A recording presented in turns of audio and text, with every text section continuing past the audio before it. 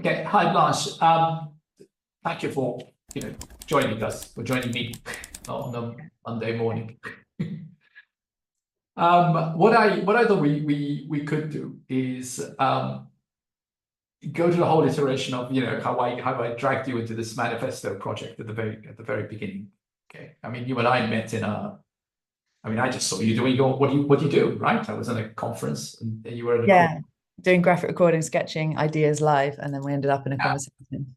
And, and so I thought, I think, so my mind then immediately went onto the project that we were working on then, and it hadn't even been, we used to have a manifesto which used to look like this, and then I had kind of shared this with some of my students, including digital art students, and the reaction I got was rethink design. So then basically this thing came up, and this is like the second version of the manifesto, and we launched it in Vienna at an OSCE conference last November, I think, on media freedoms, and it's been used as a kind of toolkit. But when I was kind of dragging you into the project, I had something different in mind, which is, how can we make something which is literally designed for older people, and specifically, like people aged 18 onwards. Can we get some of these ideas which are in the manifesto to resonate with younger people? Seeing that what I keep on being told by students I teach, or even people that the 3CL works with, that means people aged 21 onwards, is that, oh, they get it, but the problem is with younger people. And that's how I kind of dragged you into this. So that's, and I don't know whether I should immediately share what you did, or do you want to first respond to how you reacted when I tried to drag you into this project? Yeah. Well, I think a couple of things that come up for me now and also came up for me then was this sort of the idea that the problem is with younger people, or more that like younger people are the ones who are going to have to most deal with the problem.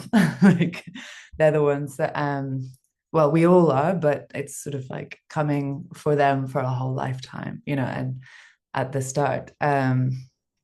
And then the idea of making the information accessible to young people to engage with, and the use of visuals for that. But in my experience, that sort of also works for all humans. There's something about, like, if you're going to tell a story, you can tell it in words that are particularly accessible for people who have studied a theme or reached a certain level of education or had access to a certain level of education and language. But you can also tell the important stuff as if you were to tell it to a child, which is not to say oversimplified, but not made over complex, sort of made accessible. And I think that works for young people. It also works on a broader scale.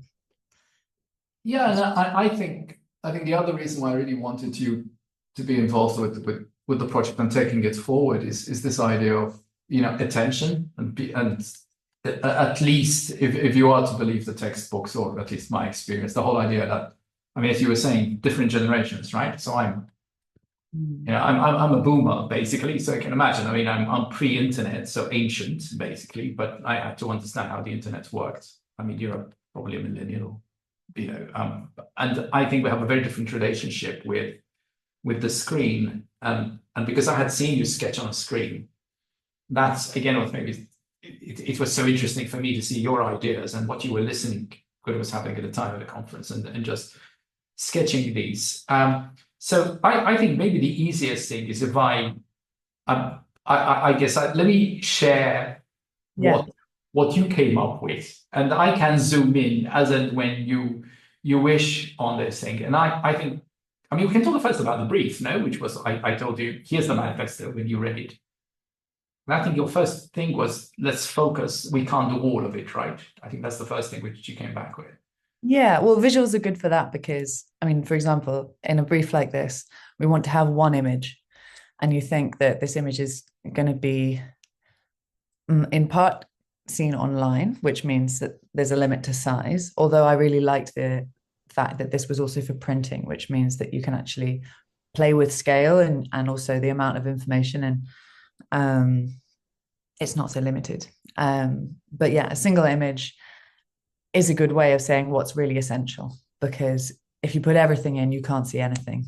And then it was actually working together that we kind of found that you already had the information in this organized way with the kind of categories.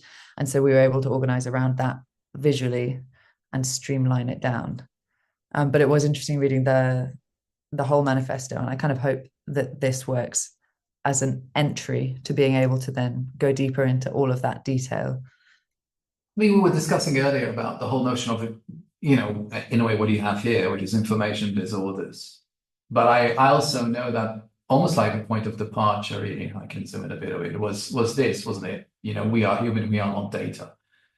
Yeah. And I think it was something which really resonated with me wanting, I think we're at this kind of critical point at the moment, but at the same time, thinking of younger people and thinking of, I always wished I could draw and I couldn't, okay? And also, I very much believe in what I call the David Bowie approach to text, that sometimes, David Bowie used to make music literally with like writing whole sentences and cutting them up. Yeah. And then juxtaposing those, right? So I really like what you first came up with, which was like, make your own manifesto and what is important to you, I think. So, was information disorders like a weird point of departure or not? Or was it just another element in eventually these 9 topics that we kind of zeroed in on, and I can zero in on some of these? Yeah. Well, yeah, I also really resonated with the we are human, we are not data as a kind of basis, and something that feels so, in a way, so obvious. Why would you have to say it? And at the same time, becoming less obvious and therefore really needs saying. And also, yeah, I remember in our first conversation, we were talking about sort of sharing these ideas with a young audience, finding it really important that it be bi-directional or more of a sort of call to action. And that was what I think I was quite insistent about asking them what's important to them. And also that it came up in the language of and when we sort of adjusted the language for the audience to make things sound a bit less like an order, an external sort of order, and more like a proposal, which then you added the questions to, which made it much more interactive. Yeah. Sorry. Yeah. And I think the other thing I was worried about, I can tell you what I really was worried about, is that it was too academic-y, maybe. And I was relying on you as a bridge in a way to get, it's not even to simplify the message. I think it's like to clean up the language, isn't it? But yeah. Talk to me about the process you go through, okay, when you do something like this. And it's maybe not just about this particular project, but I've no idea how you ended up doing this kind of work. And yet I know that for the manifesto to resonate with younger people, we have to get as visual as possible, because that's just the way they are. So how did you get into this? How did I get into this? By being a visual thinker. So someone, I told you, like, before we pressed record, I was like, I need to get a pen because I think with my hand on the page. And so that's always been the case. That's my personal story. It's also true for a lot of people. And I would say everyone is a visual thinker, which is one of the reasons why media has become so visual, and that is so popular, and that it works for good and for bad, depending on how people use it. And then this particular way of sort of bringing information together, it's a kind of mapping, a kind of jigsaw puzzling of ideas into space to make them tangible, to make them something that you can get close to with your senses. A lot of these ideas are very abstract. The technologies themselves have gone from being mechanical things that you can mostly touch to abstract things. You might touch your phone, but the concepts we're talking about, it's all things you can't see and can't touch, in the air, underground cables, satellites, platforms, algorithms. And so actually making this, and that's true with many different topics. We travel into the abstract and bringing things back down through pictures. And that includes the text, which becomes, as you sort of handwrite it give it different meaning by the different ways that it's written, the different sizes that it has, different impacts.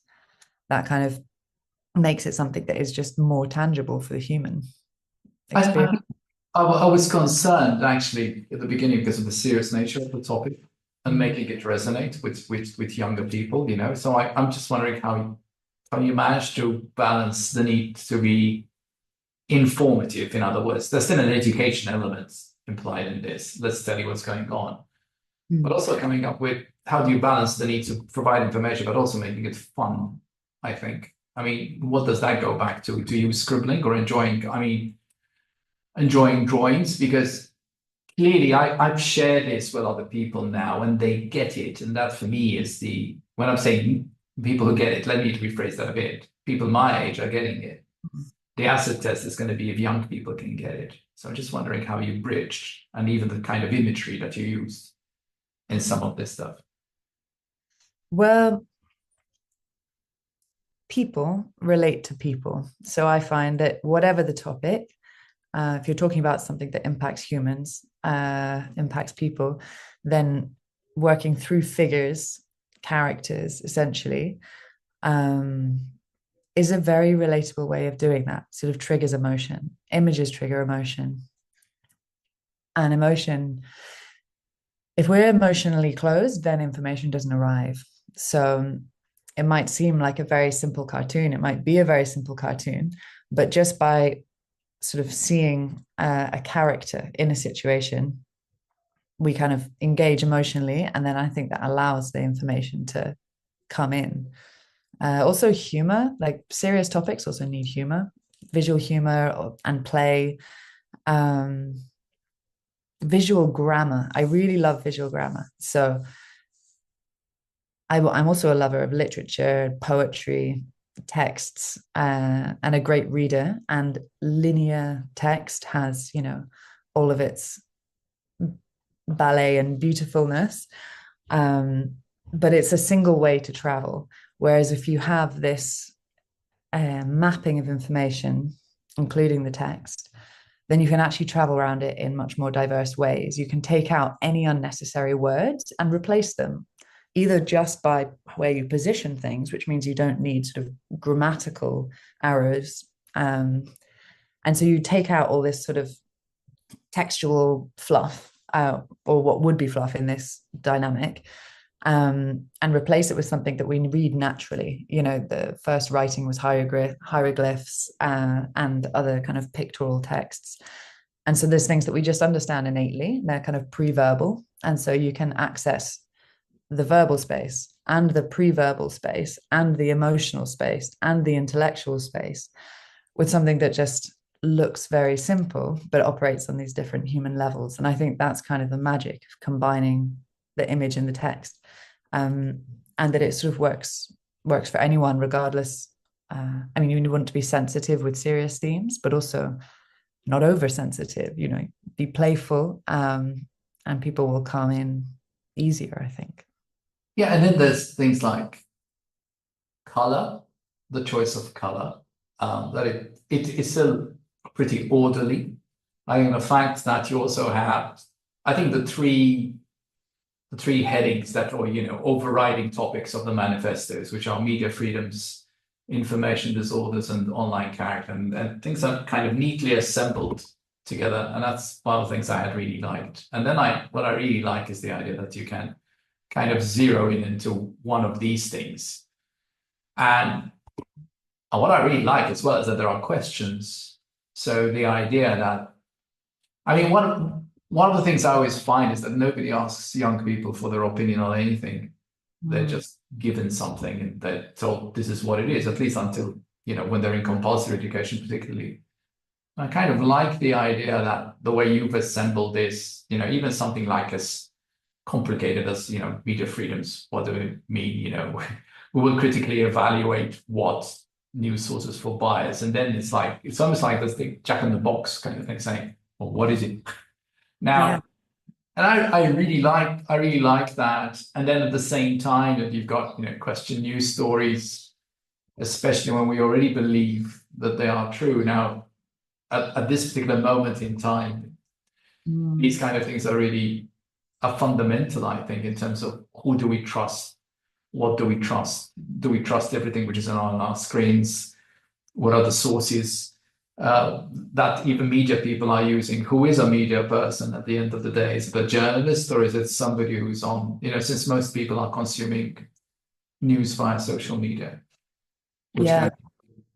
So I don't know, I mean, you can maybe guide me through some of this stuff and some of your thinking over here, and also how quickly did you come up with these things, Blanche? Because I think you did this over what space of a couple of weeks. I think you were in New York at one stage when I spoke to you first, and then you were kind of.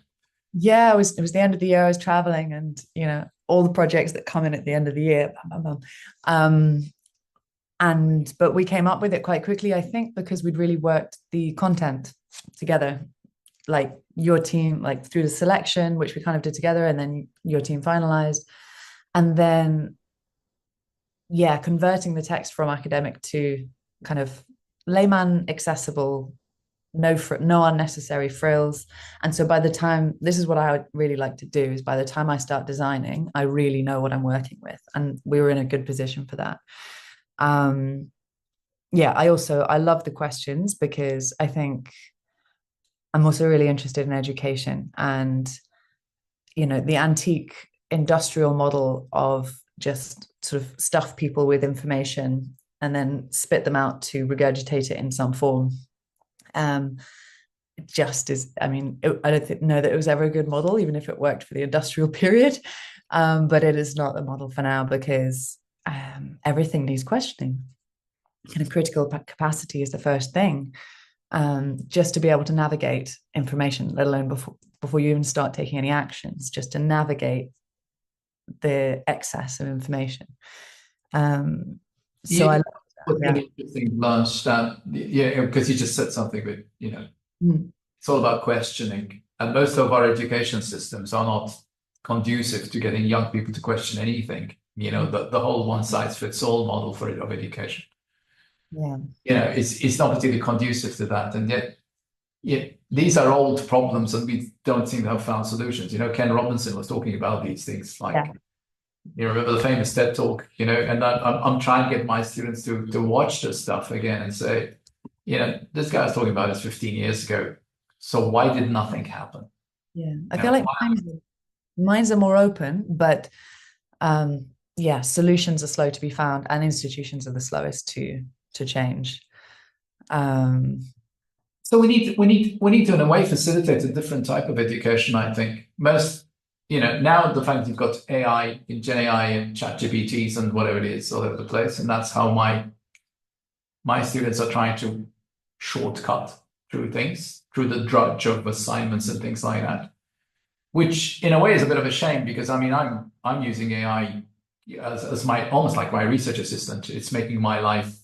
It's almost like working on speed, because now I can ask things, and the more you train the AI model, the better information you get. But this is about information again. Before I leave this other point, talk to me a bit about hand drawing something like this, because as you said, you went to grab paper. Like in my case, I use mind maps in my case to help me think, but I'm always using a screen. But then sometimes I do have to go back and literally feeling what it's like. So were these hand-drawn first? How do you go about the process of coming up with these things? I mean, some of these things are relatable, right? So here's binocular again. Okay, so that's clearly that's. But do you actually first draw things straight on the screen? Do you draw them on paper? How do you do these things?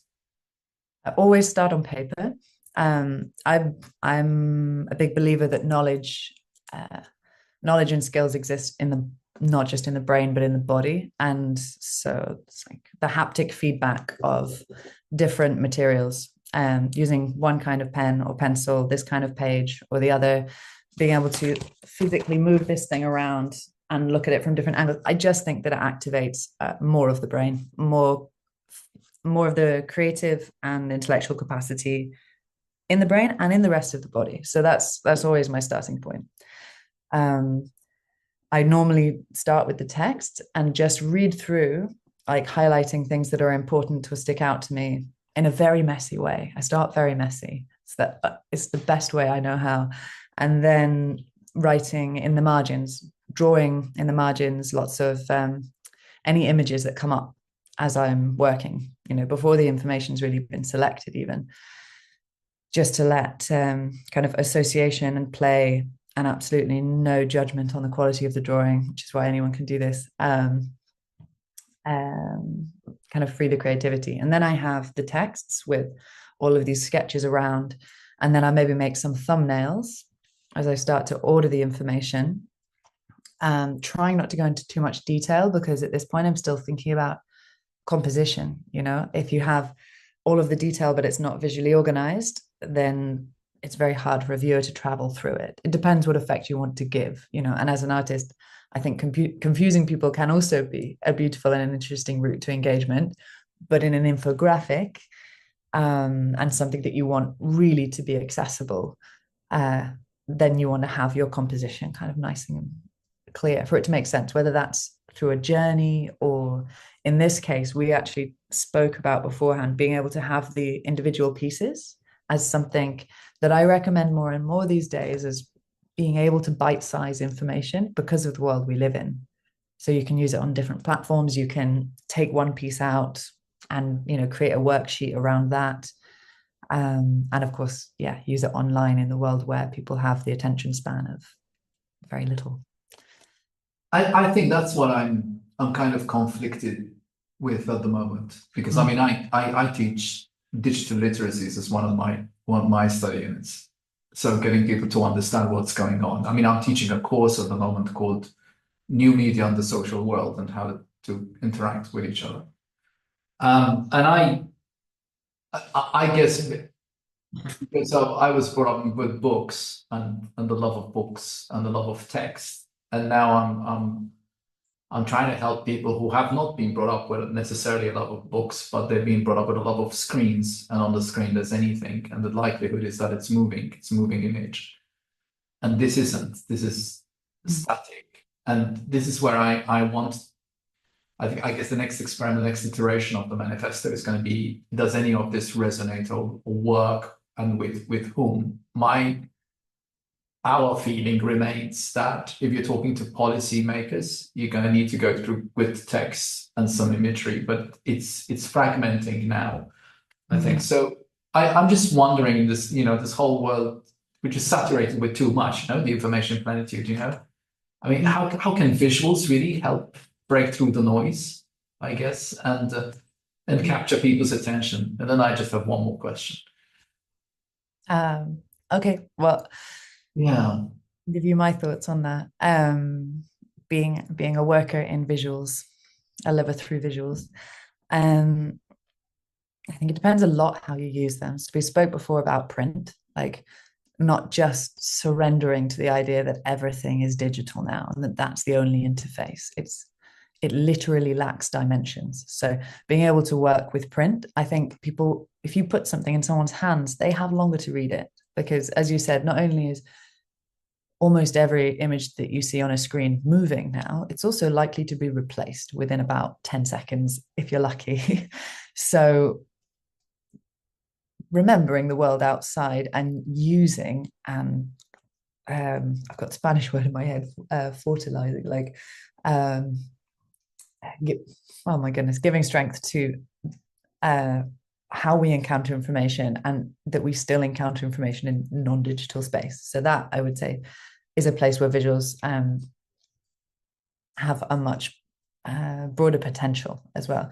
And then online, it has a lot to do with design. There's this kind of balance between playing the game with the fact that attention is short and being able to, for example, bite-sized information, and then hopefully to use it to invite people into deeper spaces. This is my hope, so that someone reading this, if they get fired up about it, they might go and read the manifesto or go and write something for themselves. So inspiring, also making something like this. I was hoping that I sent you that suggestion for a worksheet or whatever, but that it could be something that you send, that you sort of give hand out to kids or whoever it is, and with a blank space that's like, write or draw your own, and there you activate people's own capacities. And I was also going to say this in the education thing, like they say the best way to learn is to teach. And now that sort of assignments and everything can be done by AI, it's like, okay, so go away, do your assignments however you want to. But then you come into the next class and, you have to teach what it is you've learned whilst you're away, or to your classmates, or explain your manifesto item. So I think there are different ways of traveling in. And I also hope that literature and the ability to deep dive focus in via text, which is a beautiful medium and very effective and very deepening. I hope that doesn't get. It's so interesting you said that, because I mean, two things. I'm totally with the class I'm doing now. I've, well, let's say, forced them, encouraged them to go back to blogs. So I actually got them to set up Substacks. Not everybody has taken to it, but now they will soon understand that I'm serious about it. I also went back to blogging. I used to blog 25 years ago and written a blog for ages. Okay. So actually, because what you just said now is like, you teach to learn. And that's the only reason why I still teach. It's because it forces you to go back. It really forces you to go back to what do you know and question everything that you know. So I've gone back to using Substack, and I've done like about 21 posts ever since I started doing the study in it, because I'm trying to use the different kind of media. I think what you said about having something physical, that is, for me, so important. But I used to think it was just for our generation. And I'll tell you one thing which surprised me is things like, vinyl and stuff like that. I because I was a music, whatever it is, freak when I was young. Okay, I couldn't wait to see the end of vinyl and then replaced by CDs and whatever it is. And I very happily embraced Spotify. I never saw it.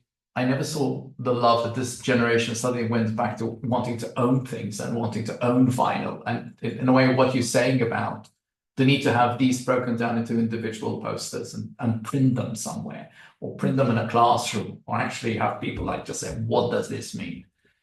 I think it's something which surprised me and fills me with some hope in a way, because what I'm finding is the exceptional students I find, you will normally find that they have parents that force them to, because you said, have a love of literature or read and write and go out and get some fresh air. And the weaker students are the ones which, literally have been, in a kind of different influencer kind of aspirational mode, which is going to disappoint them, I think, at some stage. And yet, young people have access to tools which you and I probably didn't have as we were growing up, the means to actually hope that you can influence people, or even become your own, aspire to having a YouTube channel and make loads of money out of it. Whether people do or not, I don't know. I think the final thing I wanted to ask you, and it keeps troubling me, is because this thing is called, a manifesto, and that means something to my generation because that's what we were brought up with. And I'm asking younger people to, in these troubled times, and I think we are going to go into increasingly troubled times because of what's happening across the pond. What if US social media becomes adversarial? Okay, what if suddenly you have to start? We all know what the bargain is, that we're not spending money, or young people think they're not spending any money, but the data is owned by somebody else. So I'm just wondering whether you think, as we pull out of this, whether a manifesto is the right way to go about the situation, information disorders particularly. Yeah, we talked a lot about the word manifesto, and I also actually really like it because I think it has a kind of, it's a call to action. It's, you have a manifesto, in a way, it says, I believe something can be done, and I believe I can do something, which is not immediately obvious with the kind of, as I said before, the abstract things we're dealing with, and then the levels of power, which is no longer governmental. It's like platforms and businesses that feel like they're sort of directing the world, and the creepy subtlety of algorithms and all of this stuff. So with a danger, I think, of not feeling a sense of autonomy, I really like the idea of a manifesto. Again, I'm not in school, and I'm not sure how that word lands now, but I think so. The language for me was very important because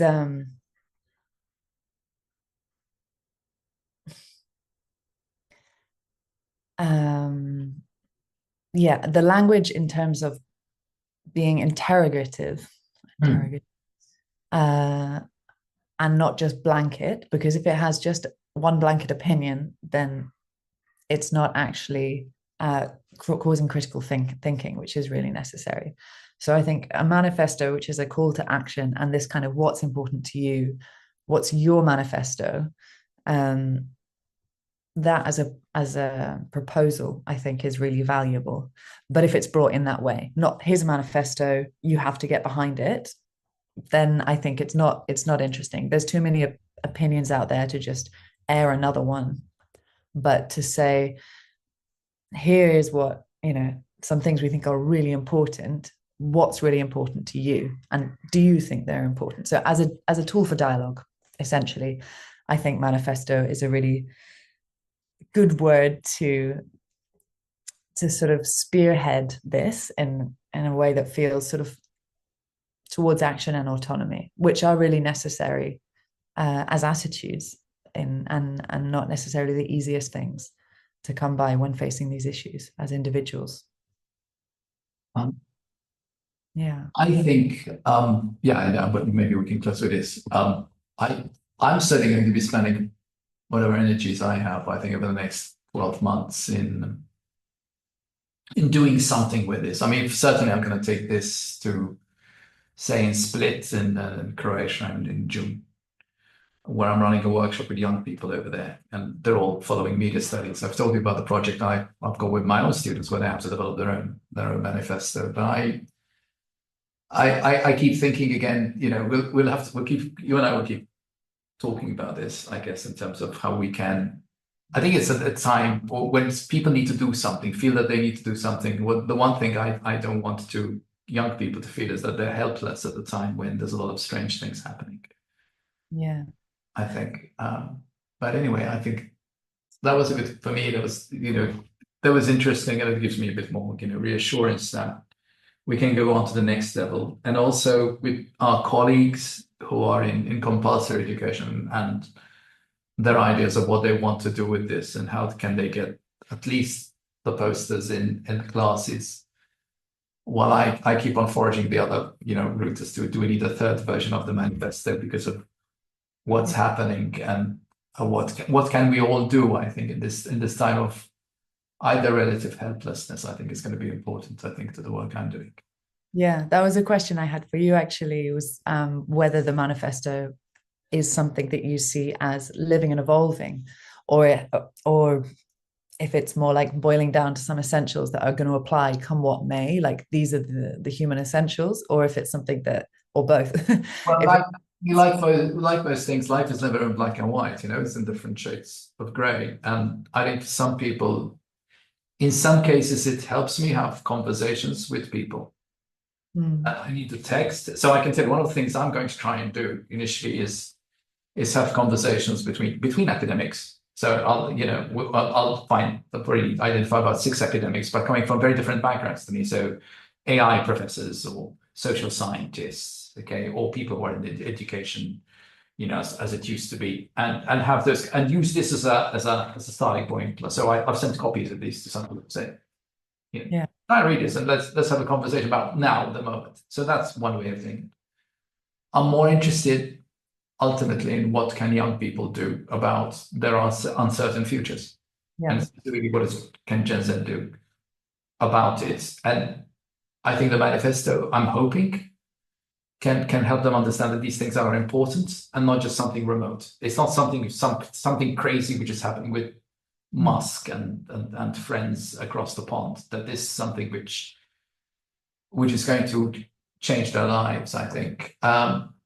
What should we be doing? What tools should we be using? I really don't know at the moment. That's why I was so interested in working with you.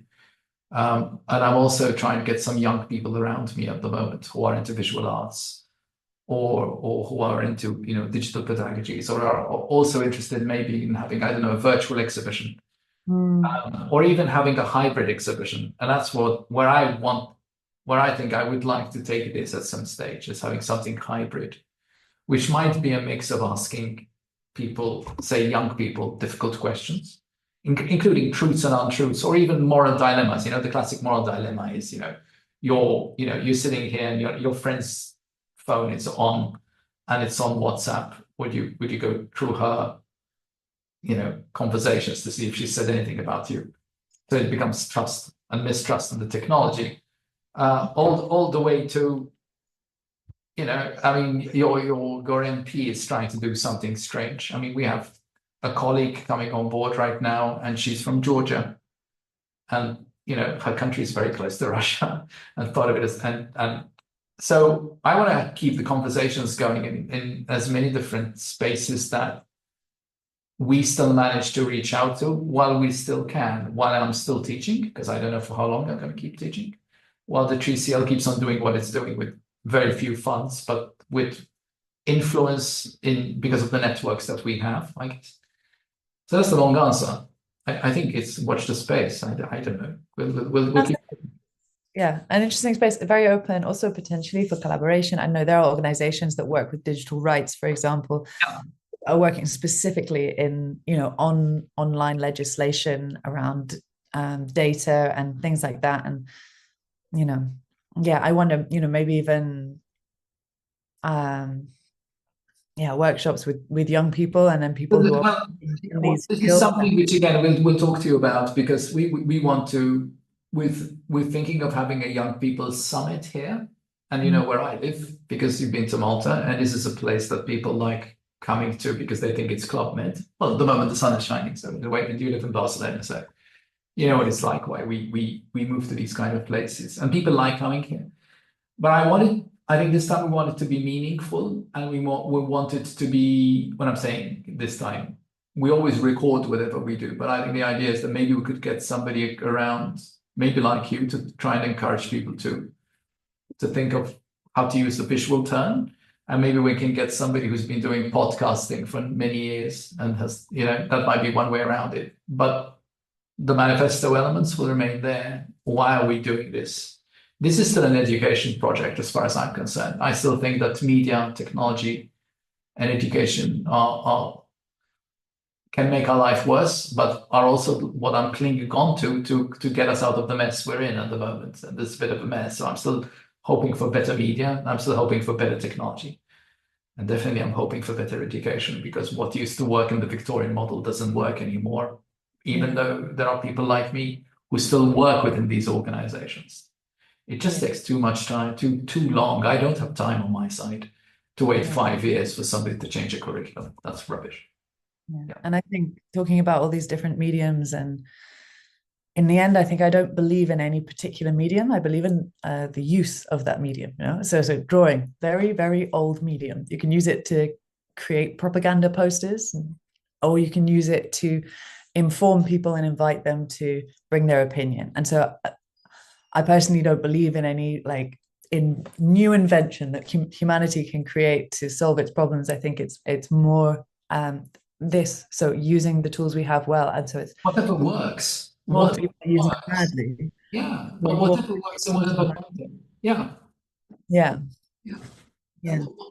And I'll leave you with this. It's I came across a cartoonist. I mean, I'll tell you the sequence, and I'll leave it at that, because I know we're running out of time. But it will happen the same in what you do. Okay, so my brother, who's a journalist, and he has every morning we've got a WhatsApp channel. So think in terms of the different media, right, that you have. And so literally at 6 o'clock in the morning, he posted this cartoon. And it was very clever. I'll send it to you later, because it then later transpires to be, it was literally, do you remember Tiananmen Square? Now for Tiananmen Square, the famous, the person who went in front of the tanks. Yeah. And what this guy had drawn, I assumed it was a guy, but I just saw there was a signature there. And literally he'd drawn somebody again, but instead of the truck, or instead of the tanks, it was Musk's Cybertruck. So he literally had this kid in front of okay, and he's doing exactly the kind of symbol of resistance. So what did I do then? I literally went to try and search as to who this person was, and then transpired it was a Portuguese cartoonist who's based in Porto. And then I literally, on my Substack, which I started, I literally put in a clip to this cartoon. But then I found that this guy also had his Substack account. So I just rightly attributed it and I said, I found this. And then what happens is the serendipity of the internet kicks in, right? So then I get a little email from this guy saying, how lovely, because I actually said, I found this and I'm going to share this with my students next Tuesday. And then he said, could you take a picture of your students watching this? Because I'm trying to see as to how this artifact, this visual I've created, how it's being used in different places. So I then, the week later, when I took a picture of my students and being worried about GDPR to get with the backs, just in case I want a picture of this cartoon. And then it became a conversation between me and this guy in Porto. And he said, I've been to Malta and come over and we'll chat. And I think it's that kind of thing which I think we need to do. We need to build these kind of communities which go from the virtual to the physical, to people who know each other and do whatever you want. I can't draw like you guys can, but I have ideas in my head. And I know that when I stop teaching, this is what I'm probably going to be doing, a new, more activist kind of education, I think. Yeah, and there's all the richness that you don't get by asking ChatGPT to make you. Yeah, you don't. And you need to go out and you need to, you need to do occasionally, something once a week which scares you if you want to learn something. And I think it's that. So, you and I will definitely do some work together, whatever format it might be. But I'm just giving you pre-warning that we are thinking at the moment of getting young people again, wherever they may come from, and get them in a place, a physical space together with some people who are older than them. But we're trying to find a way of getting young people to actually organize it. I suppose because that's part of the critique normally, that's big mouths like me who have to do it. And we'll use whatever the manifesto will be towards I don't know whether we'll have another version of it or whether to give up on it or just use your posters and get other people and say, here's some raw material. Yeah, or turn it into podcasts, each manifesto item, a podcast run by young people could be, there's many things. Yeah. So that's what I'm going to be doing. As long as I'm kicking around, I'm still kicking around. Well, I look forward to seeing the different evolutions. And Blanche, and I can stop the recording now. So thank you for your time. Thank you. Okay.